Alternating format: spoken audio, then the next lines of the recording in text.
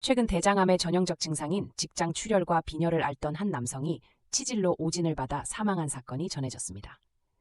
이 남성의 비극적인 이야기는 우리 사회가 어떤 교훈을 얻어야 하는지를 시사합니다. 제임스 비즐리, 68세의 이 남성은 수년간 변비, 복통, 출혈 등 대장암의 위험 신호를 보였지만 의료진이 이를 치질로 오인하고 말았습니다.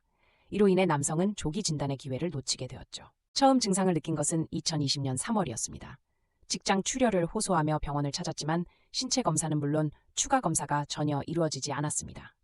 그는 단순 혈액 검사만을 받았고 빈혈 소견이 발견되었음에도 불구하고 후속 조치는 없었죠. 비즐리의 사망은 의료 시스템의 허점을 드러냈습니다.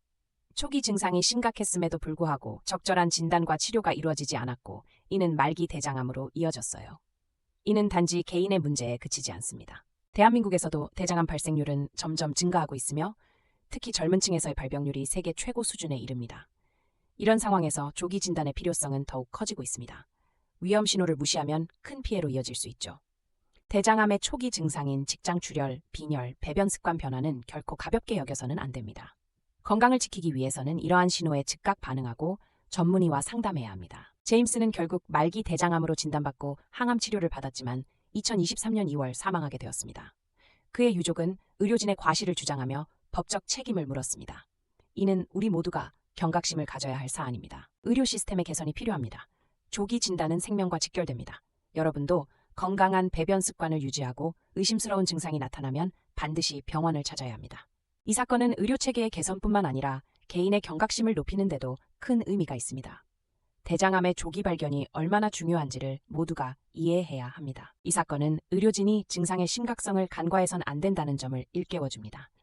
제대로 된 검진과 진단이 이루어지지 않는다면 그 피해는 고스란히 환자에게 돌아옵니다. 수치적으로도 대장암은 우리나라에서 두 번째로 많이 발생하는 암입니다. 연간 3만 건 이상의 환자가 새로 진단되고 있습니다. 고위험군은 더욱 철저한 검진이 필요합니다. 대장암의 위험인은 서구화된 식습관, 고령, 가족력 등 여러 가지가 있습니다. 특히 음주와 흡연은 더욱 위험성을 높이는데 이것을 주의해야 할 점입니다.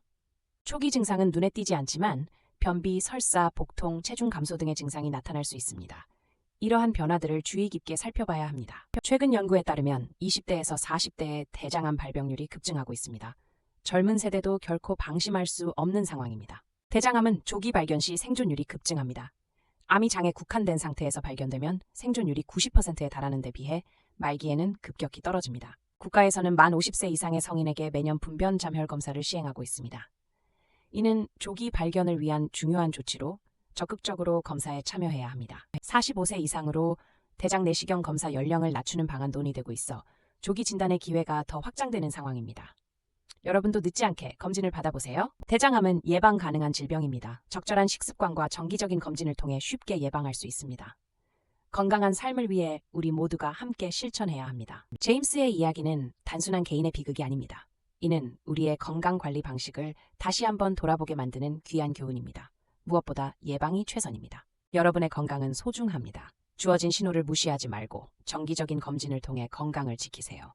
조기 발견이 여러분의 생명을 구할 수 있습니다.